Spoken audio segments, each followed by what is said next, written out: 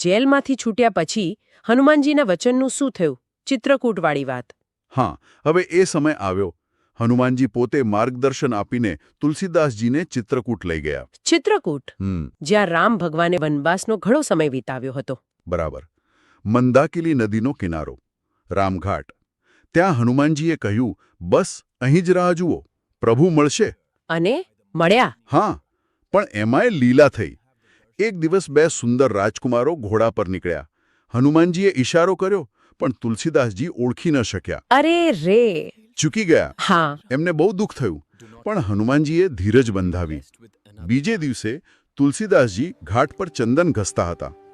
ત્યાં એક નાનકડું બાળક આવ્યું એમની પાસે, રૂપાળું, તેજસ્વી, અને કહે, બાબા અમને ચંદન લગાવો ને. કોણ હતું એ બાળક?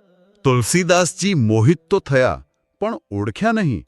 ત્યારે પાસેના ઝાડ પરથી પોપટના રૂપમાં હનુમાનજી બોલ્યા. શું બોલ્યા?